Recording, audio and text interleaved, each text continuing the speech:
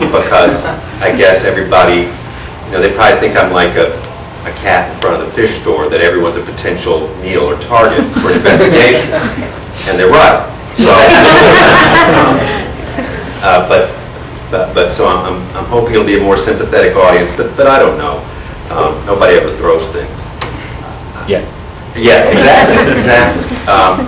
So I'm going to start off by saying that I like cars, and I think cars are pretty much good things in most circumstances. I will draw a very crude analogy to biometrics, except I can't say I like biometrics because I know very, very little about it. But I'm not against it. And there is no it, right? It's not like there is biometrics and we're going to see biometrics law and we'll all have a biometrics consciousness. There have been measuring devices and identifying devices for many years, and they've gotten better, and they're still getting better, and that's inevitable. My only experience with biometric falsification was at the Manhattan DA's office when a guy who was a pickpocket carried a tube of super glue sewn into his waistband so that he could put it on his fingers before he was fingerprinted. And as a consequence, his rap sheet came back clean, although they had a lot of trouble with the glass in the precinct after that. But we managed to keep him anyway. He was very talented. I'm supposed to talk about the legal aspects and I guess identify risks and liabilities. It's a really tough job because it is not a monolithic topic, biometrics. And even though it's a new topic to me, I've encountered it, but we've seen a number of individual applications, a number of individual companies and countries mentioned, so it would be impossible to have now an overview of what might be the problems, what might I encounter in my work, which largely involves consumer protection issues with electronic data. What I will say, well, first of all, I'm supposed to say that the opinions I express here are my own and not necessarily those of my office. And next I will say, my job daily is to look at and deal with the greed and carelessness of American business. It just is, and it's there. Otherwise, you wouldn't have a consumer protection office. And the fraud I look at is not just scam artists. I mean, we chase after the scammers, sure, and there's a scammer behind most of that spam you get, offering amazing things if you will click here. Most of my particular work involves looking at legitimate, well-known businesses, none of whom I can mention because I can't discuss ongoing cases. And I haven't finished a single case since I've been there. They get very complicated. But they do things they shouldn't. Sometimes they mean to, sometimes they don't. It'll happen. And so, despite the fact that I'm not against biometrics, what I will say is that in any technology and with any tool, harm is inevitable. There will be some unintended consequences, and there will be unintended consequences that individuals may not like and we as a society may decide we don't like. A legal response, for instance, if my job here was to tell you here's what the legal response should be when we encounter an unintended consequence, a legal response is a late response. It'll be too late in many cases. And my last point is responsibility starts with the specs. You cannot divorce responsibility for how a tool or an engine may be used and misused from the fact that it will be used only within the limitations of its designability, unless it's modified. So I'll point out something about this outline. According to the rhetorical principles of primacy and recency, you want to put an important point first, that's primacy, and then the last thing people hear, recency, would be last, and so the less important or less memorable item you put in the middle. I put the law in the middle here, and there really is a reason for that. It's because you might in fact leave here dissatisfied. There is no easy legal answer, and maybe if I were to ask you to take away one thing, it would be the inadequacy of the law in addressing the problems that we're bound to face in dealing with issues raised by biometrics, and not to be picking on anybody, any new technology. Why is harm inevitable? Well, biometrics is a tool. A tool means that somebody is obtaining some kind of power that they will leverage against some data, a situation. And by definition, that means the party doing that will be able to do certain things they hadn't been able to do before. In this case, we're talking about a power that relates to the ability to identify individuals and correlate that with the right to gain access or certain kind of data about the individual perhaps. And the benignness or malevolence of that technology is, I agree completely, not a function of that technology per se. It has to do with how it's deployed, by whom, how often, where, and it's not a stat question. How long the data is retained, who gets to control it, who gets to make sure that the right conclusions are attached to the data. Just like you have a right to look at your credit report, not only to see and remind yourself of your past sins, but to make sure that no one else's past sins have been attributed to you, because there can be some real serious consequences if there's a little mix-up of identity. Now, I could not have arranged it better, but this was in the Times today. And it's talking about driver's licenses. So before anybody mumbles something under their breaths here, I understand that the lead part of this article is not about biometrics. But there are other parts in the article that are. The issues regarding biometrics have gotten recorded here. But I'll just read a paragraph. It's further down in the article from the screen print I put up there. It has to do with the bartender who's scanning driver's licenses. Now, for any given night or hour, he can break down his clientele by sex, age, zip code, or other characteristics. If he wanted to, he could find out how many blonde women named Karen, over 5 feet 2 inches, came in over a weekend, or how many of his customers have the middle initial M. Or practically, he can build mailing lists based on all that data and keep track of who comes back. Now, that's not specifically a biometrics issue, but once you're able to identify somebody with a great deal of assurance and you have other means of capturing data about that person, then you can do a lot with that data besides just send them catalogs in the mail. And biometrics aren't used in a vacuum. They're always associated with some kind of data about the person, like the fact that that person is walking into an airport, the fact that that person wants to get into a room, the fact that that person wants to get money out of an ATM machine. So, now when I say that there's harm, I am not saying, this is not a panel about biometrics, yes, no. I mean, but I'm also not saying that it's like rain, which is inevitable, and so, we just deal with it if we don't want to rain. It's somewhere in between, and the fact is, my plea is that there are certain harms that we can avoid or ameliorate or try to be aware of and be prepared to deal with. So where can you anticipate harm? Well, if as attorneys, if you're counseling parties that may be involved in biometrics, as they do become more ubiquitous, as it's not just to gain entry into the computer room in a secure defense facility or to get money out of a cash machine, you will have consumer-oriented businesses like this bartender who are going to be using biometric devices, and they may have certain liabilities that accrue to them because of the way they use it in ways that weren't expected by consumers. And then if you sue that bartender, the bartender might want to implead the biometric manufacturer because maybe the bartender didn't know that capability was there, or, but look, that would be part of the possible liability picture, and certainly something that anybody who has a biometrics manufacturer client would want to be thinking about.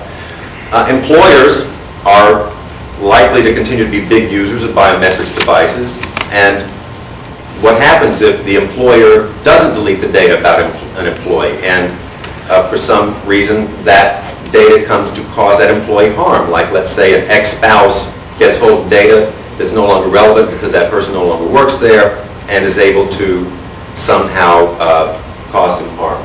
And the government's going to be a big user. The driver's license in the article is clearly a government-related object, and a lot of the examples we heard were.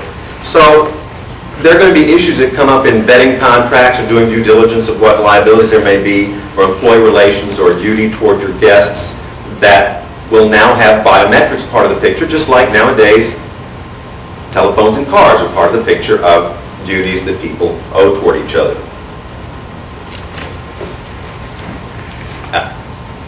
And this may kind of be it for the law portion. I'll just suggest that, again, it's not an issue of biometrics, yes, no, but What is my relationship to a party that might have been affected? What's the scope of the data that I needed to gather and was authorized to gather versus did gather, and how long did I keep it, and how is that related to the harm? As for legal issues, I will at least go over, and not read this, but in my work now, which hasn't to date involved biometrics, these are consumer concerns that I see that have to do with the use of data about them. And again, we're talking here about a technology that's very powerful in its ability to consistently identify people. So it's not that biometrics is gathering data about my medical care, but if my medical care is linked to a biometric identifier, which has certainly been proposed in terms of a national health ID card, then it is also linked to attendant harms that might come about if that data is misused. So the 4 items I have here are harmful use itself, the security of the data. There are cases I'm dealing with right now where companies that should know better, that deal in technology, leave data lying around about people, about people's credit card transactions. There are accidents, and they're common. The FBI will tell you that hacking is severely underreported. There are professional hackers that hack for the purpose not of bragging in a chat room, but in order to extort money from the company whom they've hacked so that they can have an income source. Or sometimes they want the data itself. The scope of exposure is another concern.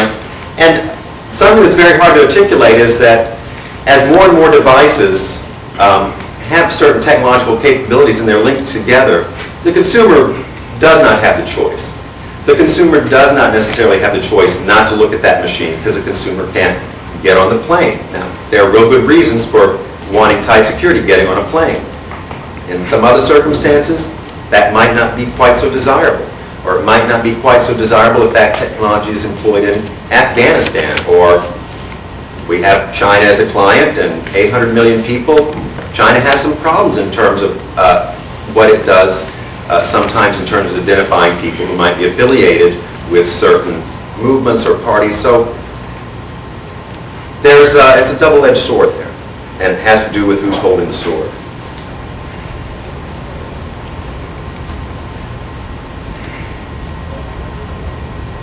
Now, I have a concern that the legal response is a late response because these are powerful and useful tools. It's obvious why we have them and need them and need to deploy them carefully. But once they're built and once a great deal of money has been invested in building a machine that looks like this, and then we become aware of the problem, we're not going to dismantle the machine. So that's why I say a legal response is a late response. A legal response is a response intended to address a conflict or a problem after, usually, the problem has already happened. It'd be nice to be able to perhaps do a really good job, as I know certain efforts are being made to anticipate some problems before they happen. Because when you impose ex post controls, they tend to be clunky if you try to retrofit a system to take care of a problem you have now figured out. And I can guarantee you that any attempt that would cost businesses money will result in lots of money being spent on waves and waves of lobbyists on Capitol Hill who are going to say, you're going to kill an industry, the smaller businesses can't afford it, it's really unfair, it's not that big a problem. That's what will happen if a problem crops up after a problem has become apparent in a system that's already in place and on its way.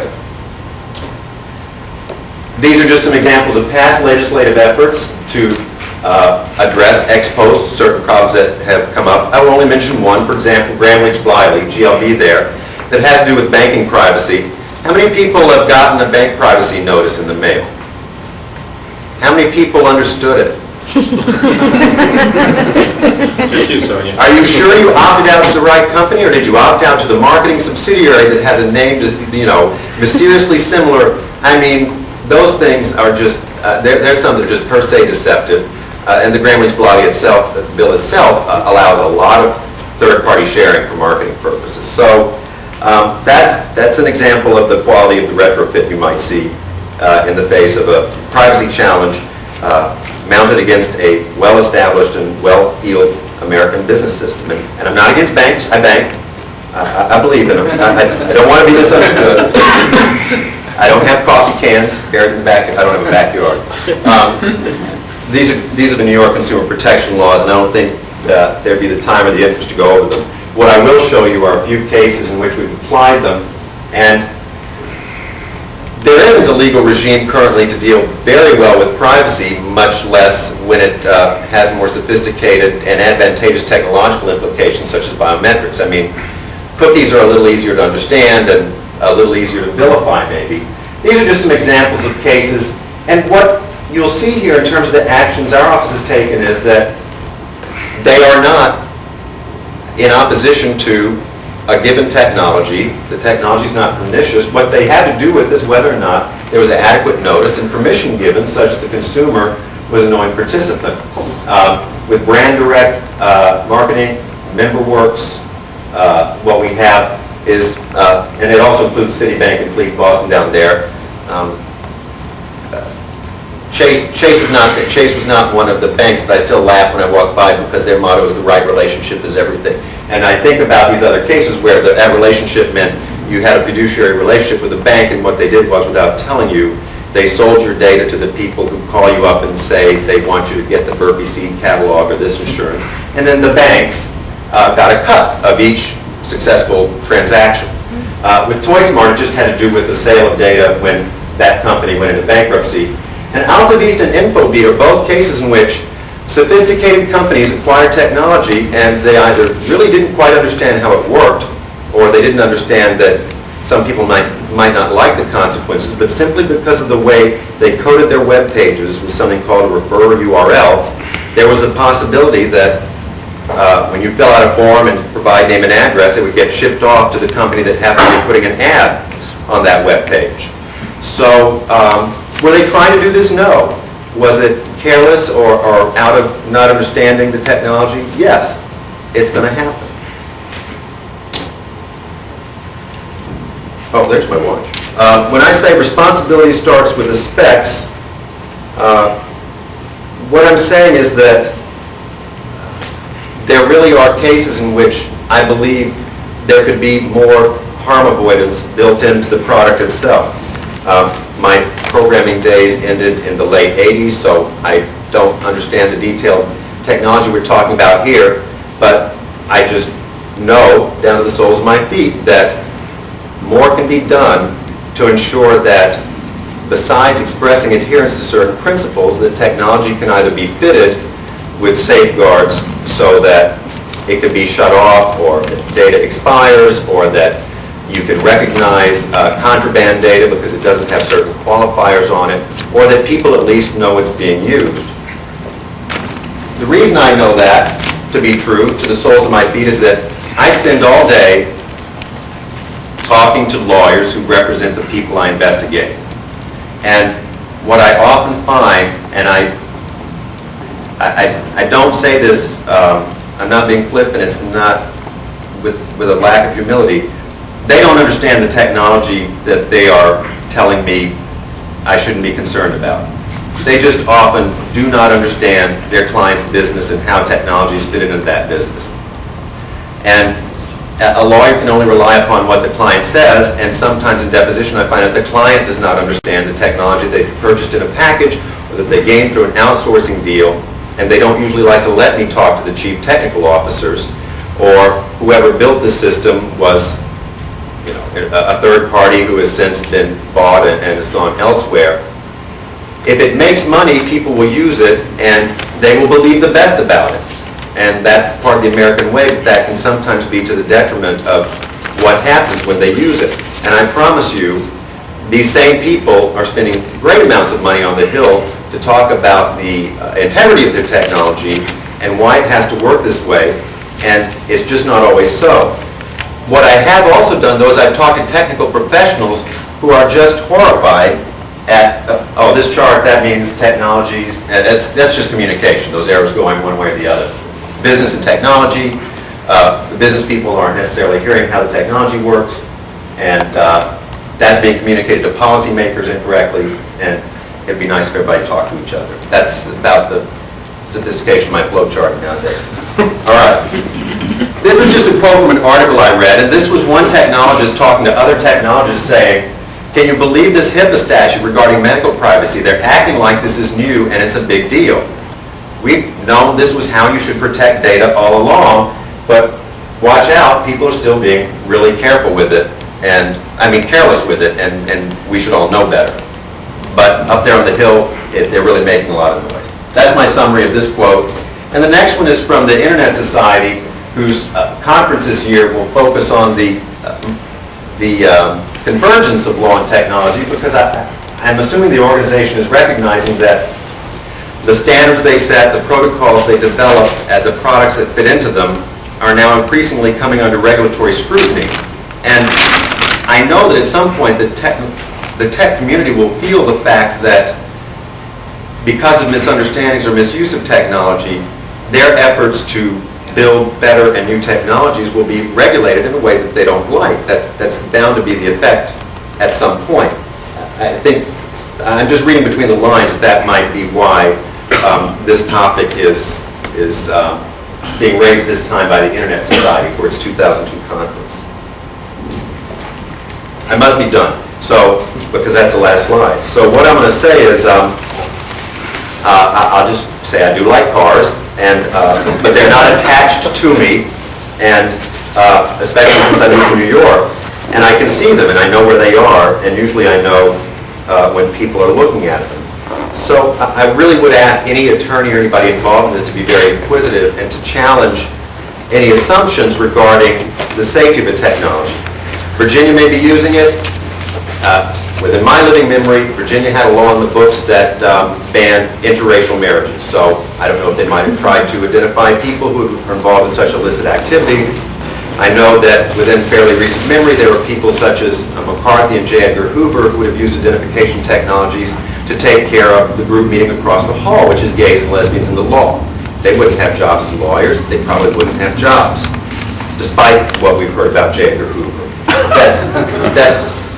That there really are significant ways to abuse any tool. Of course we'll continue to develop tools, but we cannot afford to be the least bit casual about the need to consider all the negative consequences and what we can do to design it so that the bad people can't screw it up. They won't have the choice. The technology is as self-limiting as possible.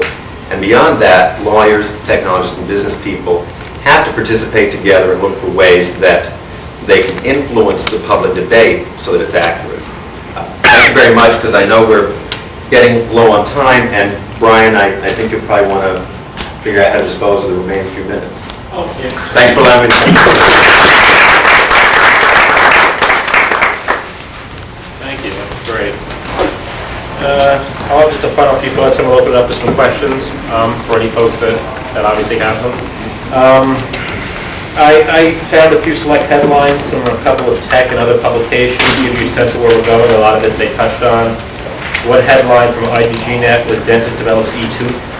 The Japanese dentist received the U.S. and Japanese patents for developing a microchip implanted in dentures, so that's something that we've seen it used in. There's a keyboard now, apparently, that has a fingerprint scanner embedded at the top left corner. Put your finger in before you can use the keyboard and get access to the system. Obviously, the Army is operating a biometrics center now and developing and researching it. You have 2 airports now, at least 2, that are using scanning passengers' irises as part of an effort to streamline their boarding and security processes. You have someone who admitted they got busted as a welfare fraud because they tried to cheat the system, but they were fingered, and they now have the rap sheet to prove it, they say. So they were busted by biometrics. That's Computer World has an article on that. And finally, I think someone touched upon this in Darwin Magazine. Apparently there's a nightclub in Holland, and they have a kind of a computerized biometrics bouncer. They have a smart card that's required with biometric data in order to enter the establishment. So all the stuff they're talking about is actually happening. It's happening all over the world. What I'd like to do now is we had a tremendous presentation by all of them. These are real top people in the field. Anyone who has any questions, why don't you direct them now? This question is addressed to the Assistant DA, Mr. Stanley. There was an article recently in the New York Times, will fingerprinting stand up in court? That was the article, of the headline of the article. Obviously, it was referring to the ink pad traditional way of getting fingerprints. And they were asking if this would stand up as evidence in the court. May I know if you know of cases that they're questioning biometrics fingerprinting in court? Or are they using it now extensively as part of the defense or? I mean, any technology has to pass what's called the Fry test, and the traditional point-by-point fingerprinting technology, the ink version, is a different, it uses a different art than the biometric technology. Will it stand up in court? I'm not personally aware of challenges to go back and review cases based upon the way the old fingerprinting technology worked. But I have the feeling that some people on this panel would be able to predict the advances in fingerprinting technology that you would see being offered in courts as evidence. Because I heard the sharp intake of breath. There was actually a district court case a few months back where they said that fingerprint experts wouldn't qualify as experts because fingerprinting wasn't a science. I think that's what the New York Times article is about. Mm-hmm. About a week and a half ago, the district court judge reversed himself. So the district court ruling was reversed. It was a big deal. The FBI was really upset about that, saying that fingerprints aren't qualified. You can still testify about them, but you can't be qualified as an expert. Was this biometric or the old style fingerprint? It wouldn't actually make a difference. The fingerprint, whether it's acquired by ink or from an optical scanner, it would still have the same image, the same minutia features, and that kind of thing. So in California, for example, they capture it on an optical scanner, but the image itself can still be used in court by looking at different minutia patterns. So that was reversed, and it wasn't a particularly good ruling. It was at the district court level, and that probably isn't an issue anymore. Okay, thank you. Thank you, gentlemen, very much. I had several questions. One, what happens if the person is wearing contact lenses? Two, what happens if the person is a multiple of itself, for instance, a twin or a triplet or a quad? Does the fingerprint have to have 98.6 degrees? Because I've seen fingers without the body attached used in movies for finger identification. Schwarzenegger did that. He worked Yeah. his finger around the entire movie to get into various places, yeah. But the most important one I was wondering about was, it seems as though these systems are isolated. What do you see for the transfer of data or the integration of data from, say, a DMV in New York to the database in Mexico, or the database in England with the DNA, and the convergence of that? And the other thing, suppose consumers want to use it to identify this person they don't know that wants to date them, and they want to know who it is, so they want to get access to that person's information. Okay, well, let me take the contact question, so I don't think it's for anybody else. The features of the software actually identify whether you're wearing contact lenses or not. So even if you have a screen printed image of someone else's iris fitted into a contact lens, the software with its illumination techniques, etc., determines whether that eye is real with gaze shifting, etc. It's proprietary information that we don't share, specifically because that will tell you how to beat the system, but it does identify contact lenses. In case of the death, for instance, the eye,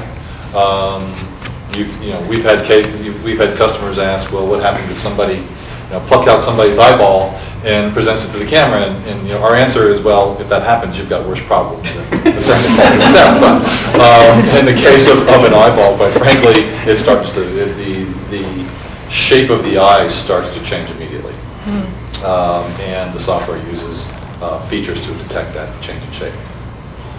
In terms of the interconnection between the systems around the world, I think that's actually why biometrics become increasingly important, because we do live in an increasingly networked world. And you can take that from the case of data flowing across networks, your data being picked up and hacked into. You can also take that analogy all the way up to border crossings. All right, we live in a world where we are increasingly networked, and it's easier to go from country to country. So I believe, and I think what we're seeing actually in the federal government now outside of biometrics is we're seeing a drive for database integration. As well as, I believe there's an attempt to standardize the representation of biometric data so that one company's data can be merged with another and analyzed in like manner. And in fact, from an iris recognition standpoint, that's why you see the drive from our company to make sure every imager produces the same kind of iris code. So that in a different system, a different part of the world, with any imager, from Panasonic or Oki or Lucky Star or Sony, you would have interoperability. In regards to the twins question, obviously if you have someone that has the exact same skeletal structure, you're going to get a match. But a lot of twins don't have the exact same skeletal structure as some of their other twins. So that is an issue. I think if we come across Osama bin Laden's twin brother, he might be someone that we might want to talk to anyways. Tony, your hand? The current technologies in biometrics seem to rely on databases of digitized images, which are ultimately stored someplace for comparison with the live image that is presented. And that seems to me that right away it's data that can be compromised, i.e. hackable, and it also introduces an additional layer, security layer, because now you have to implement security controls to protect that data, so that the biometric device is not just a gateway to additional information, but now you're actually having to impose an additional security level. The question is, do you foresee any applications down the road that can untether itself from the database, so that is not a weakness? Yeah, I think that has traditionally been a concern for the biometrics. In some sense, it's called template replay. We specifically answered that question late last year by, in this case, patenting a method to actually transform the template. So that on the one hand, all the templates are interoperable. However, they are transformed with a one-way encryption key, such that you are registered only with that transformation for a particular application, and in some cases from a particular device.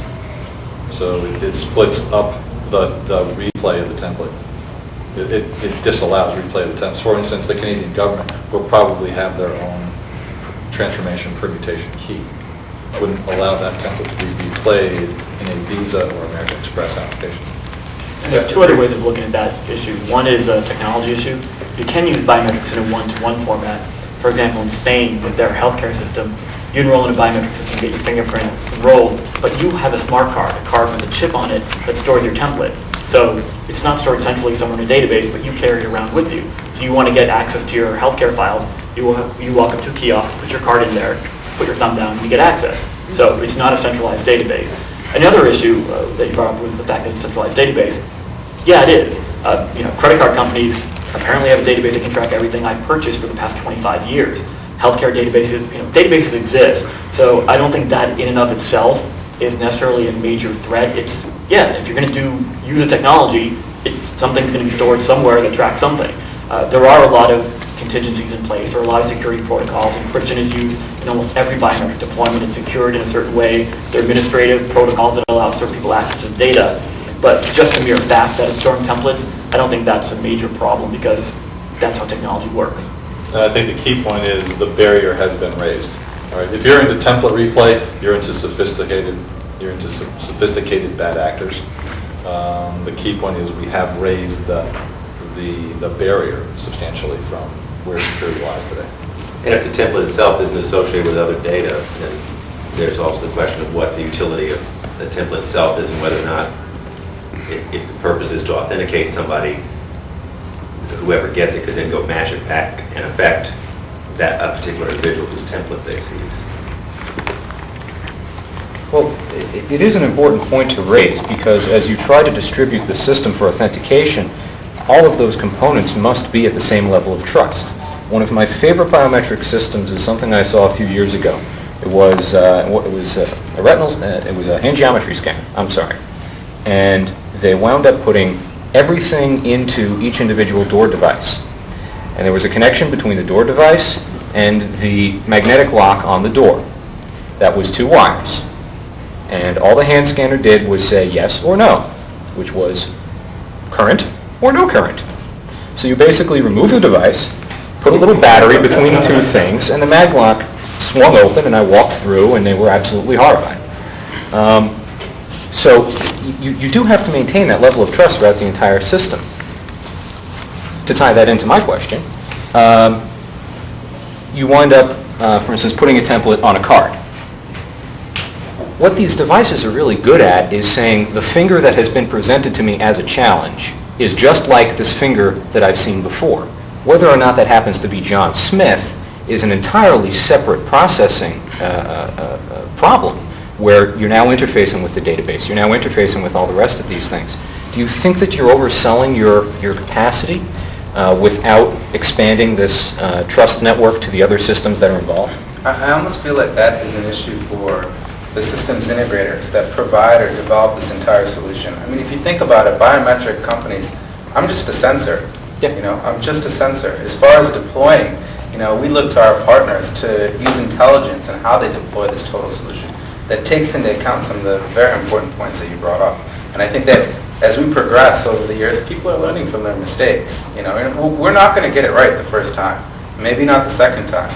The third and fourth time, as revisions, you know, come through, we're going to organize it the right way. So I think that expectation also has to be set.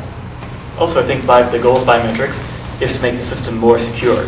I mean, we've been asking questions. Say you take out a magstripe card swipe, put a biometric scanner on the door. Well, someone can still drive a tank through that room. Yeah. And you know, so biometrics aren't yes, biometrics aren't magic. They're not they're not a cure-all. But the person can't steal my ID card and get in, which is 90% of the fraud.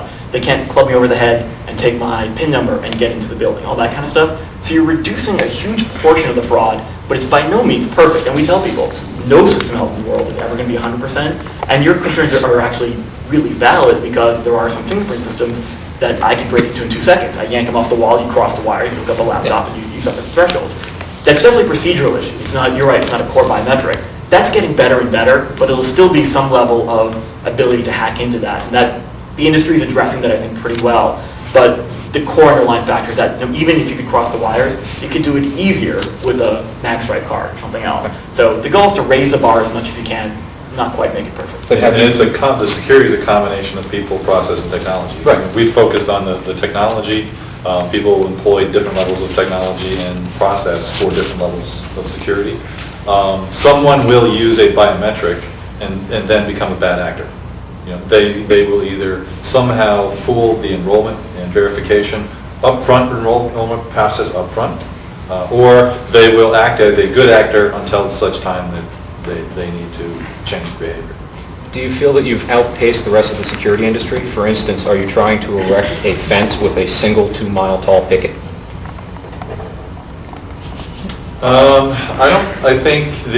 I actually think it's a matter of the security industry and individuals are now ready for the next piece of the wall. And that wall to me is more on a horizontal level than it is on a vertical. I don't know if this addresses it as well, but on Roger's point, I think that the end result is you want to deter criminals or terrorists, and we can do it more. You know, it's not going to be 100% perfect, but even if you have, some sort of or an extra wall in place, it's going to get that end result. Thank you. I don't want this question to sound simplistic, but I really am trying to get an honest answer. If I'm one of these gentlemen here, and I go down your list, Mr. Stampley, of the Cable Act, the Video Privacy Protection Act, and I read them and I don't find what I want to do covered by those acts, does that mean that I can do it? That's very easy to answer, and I see no need to draw these other gentlemen into most of my job is dealing with those interstices, if that's the right word, because it's popular to hear at conferences, there is no privacy law, there should be one federal privacy law. Well, the fact is there are lots of laws governing lots of conduct that set certain standards, and the one I deal with most is consumer protection law, which in many states has been enacted as unfair and deceptive acts and practices statutes. And what those say is that when it comes to something that is so material to the consumer, that the consumer would have shopped elsewhere had the consumer known what bad things you were doing, then you've broken the law, especially if you have some policy up on your site or in your brochure or a statement in your 10K that says we value your privacy and we'll never do anything bad with your data. That's enough for me to file a case. So just the fact that there's no specific statute targeted to that conduct, there's still the laws that say you can't mess around with people in commerce. Now, there's an interesting question here because of the fact that you may have to determine, well, who is it that has wronged the consumer? Is it in fact a consumer relationship? If I go to an airport and somebody who's running a security scanner somehow has co-opted data and takes it to sell it to people who want to send me catalogs, the person is there as a security agent under auspices of a government contract perhaps, but this seems outside the contract, but is that even a consumer transaction? But I say, well, yeah, I'm a consumer, I bought a plane ticket. We'd probably treat it as a consumer issue.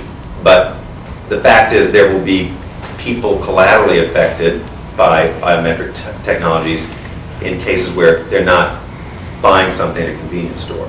So would it be truer to say that everything's forbidden unless you say it's okay? No, not at all. The way of American commerce is to push the envelope, and they don't behave that way at all, and nor am I suggesting they should.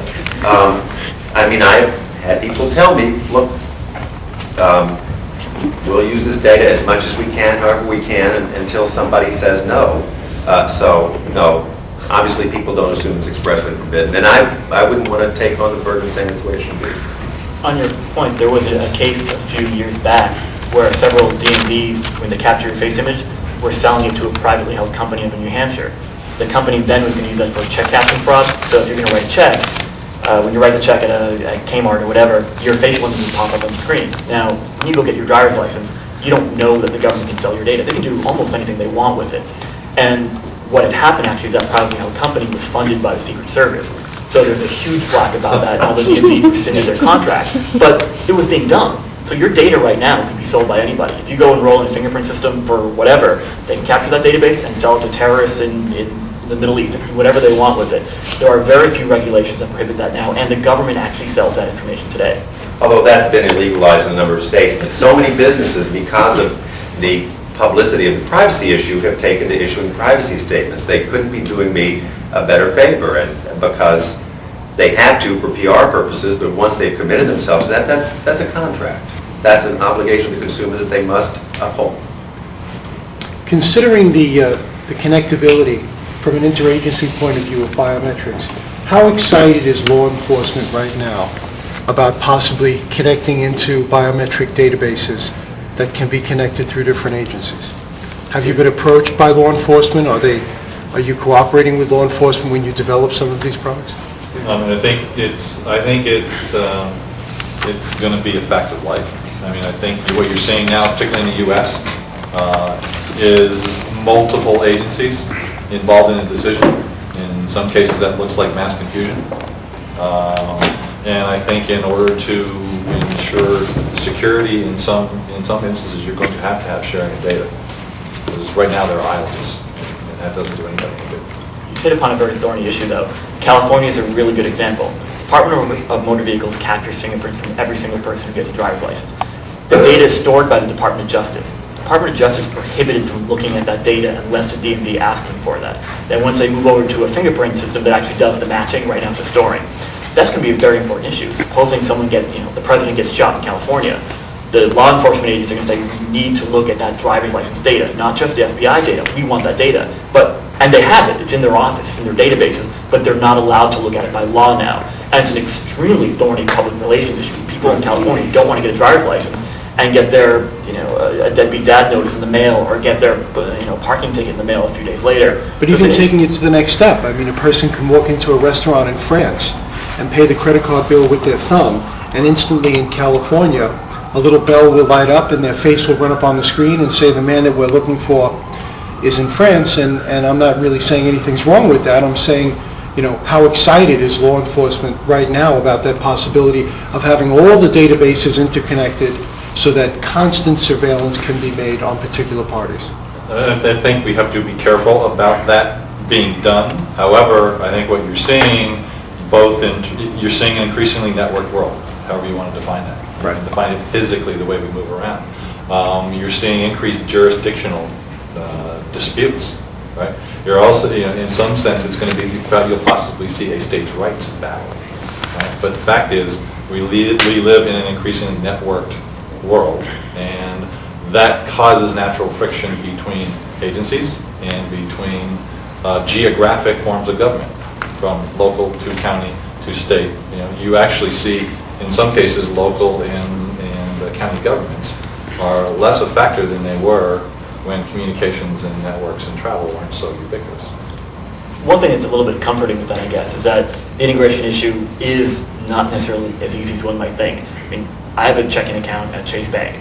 They don't know I have a credit card. They don't know I have Chase Insurance. If I call them to change something, they can't do something else. I have 2 credit cards there, actually, and I have to talk to 2 different groups that don't know I have credit cards. It's the same company, and they admit that. They said, we don't know what's going on. I used to work for the bank. We couldn't figure out for the life of the integration projects we were doing what percentage of checking people had credit cards at the bank. It's the same company, but they're really complex integration issues there. So while yes, it can be done in certain things like the California situation, it's a lot easier. In reality, a lot of stuff is much more difficult than people think. The California talking to France, I don't ever see that happening. It's just really difficult for 2 different agencies, unless it's MasterCard running both shows there. The MasterCard tying to the FBI, it's much more complicated, you might think, and I just think one organization, they're, for the most part, in coalescing large-scale complex databases. And it doesn't really work. I mean, right now the INS databases don't talk to the FBI databases. That's a problem. They want those to talk. Everybody wants those to talk together. It's the same government, yet those aren't talking. Imagine an international government trying to bring that together. So it's it's somewhat of a practicality issue, but it's not something that's around the horizon where you walk out your front door and suddenly your speeding ticket is right there in front of you because they recognize your face or whatever the case might be. Patrick? This is for Mr. Kazumi. You mentioned that when you were doing the National Geographic's photograph match, you had to circumvent your system. Why is that? Is it for privacy concerns? I think we have an interest in maintaining the opt-in nature of the technology. We think that's a good part of the brand that's on the technology now. For National Geographic, we were lucky enough to have a very high-quality photo from 13 years ago. We then enrolled the live subject to do the verification. But the technology itself looks at your eyes, and it looks for things that your eyes are or your eyes do in reaction to certain stimulus. And it looks for the shape of a live eye. If I tell you more, I'm going to have to kill you. Because again, if we tell people too much about what we would call countermeasures, you're actually telling people how to go about beating the system. What happens when it's discovered? These systems are going to be out 10, 12, 15 years. Absolutely. I think it's like antivirus software on your computer. Hackers are at that every day. So everybody at the biometric table has an interest in improving the technology to beat the folks who are trying to crack it. I'd like to return to my question a bit because I'm not quite sure that you answered it, or at least certainly not what I was looking for. What I'm thinking in terms of is having the intelligence built into the device so that it's not dependent on a subsystem or an accompanying system. And by example, if I have a sensor or a scanner that detects or looks at a sample, let's say of water, and tries to determine whether it's water or carbon, for example, I'm not sure that it necessarily has to go and index or look at the periodic table of elements to determine whether one is water or carbon. Do you understand? You're saying, I guess if you're saying if it's a remote station that's doing the identification, well, whether you've got the ability to crack it or remote or not. I'm just wondering if at some point down the road, the technology will ever become so sophisticated, or can you envision applications whereby the intelligence is built into the device so that it's not really doing a comparison. And I don't mean to belittle the technology, but right now, essentially what we're talking about is a system that takes an image and compares it to another image, albeit in a very sophisticated way. The question is whether we can ever build the intelligence into a device whereby through some algorithm, we can look at a face and determine, and I guess, like the guy there was trying to get at, whether this is John Q as opposed to Paul Jones, for example, without having to compare it to the database. I might be able to address that. I know this might get into sort of the future of biometrics, or just the standard future of any sort of technology, but I know we're seeing that technology is going to move into embedded systems, where you actually start burning the algorithms and some of the templates onto ASICs or actual chips that can then be built into an end client device. I don't know if that addresses what you're trying to get at, but we're actually working with a company called WeSpot that burns our technology onto an ASIC that goes right into a camera. So that might move us toward, that's starting to move us towards maybe what you're describing. I think the analogy we have is moving the technology onto a cell phone chip, which you could then choose to do the recognition at the camera and at the cell phone alone, or you could choose, for certain reasons, to pass it back across the network. The one other interesting point is, I think as these technologies move towards being burnt onto ASICs and chips, you're also going to see the cost dramatically decrease. So another thing just to think about in the future. Actually, you boggle the mind because there's so many areas that you covered, but there are areas that you haven't covered. Now, I'll just raise two of them. One is you have smart chips embedded in animals to detect where they are using a geo type of system. Now, obviously, that's a smart chip that identifies, based upon a receiver. That's one issue I don't think you covered. And you can embed in the same manner into a person for the same type of identification. The other issue that I thought was interesting is the issue of intent. Now, obviously, if someone misuses data, in order for it to be considered criminal or to prosecute, there has to be an element of intent. Actually, intent is not part of the UDAP statutes. If we determine that a business has acted in a manner that's deceptive to consumers, that would tend to deceive, under the New York standard, the gullible, ignorant, or credulous consumer. Feds would disagree, and then we talk about whether or not there's case law that controls us from them. But I don't have to prove intent, and I don't have to prove actual harm. But I'm also not prosecuting criminally, so the company is subjected to a different kind of liability. It's in a commercial consumer protection context. So for a consumer to have a private right of action under New York's unfair trade practices statute, an individual consumer, private party, would have to prove actual fraud. That burden is not imposed on the Attorney General. And that is true in many, many other states, and it's true for the federal government. Does that also require, for example, assistance of counsel? Let's say business was advised by counsel. What's the relationship of that counsel who advises, let's say, a business to function in a I think particular... that would be between the business and their counsel if the business felt they got bad advice, but it would not. I mean, it's, we're human, and we try to take things into consideration in terms of prosecutorial discretion and how a case should be handled, what turned about in that. But the fact of the law is that would be a non-issue. What a business meant to do is legally irrelevant. No, well, actually, you have. Yeah. Yes. Yeah, I'd like to know what the industry is doing about the concept of ownership of data. So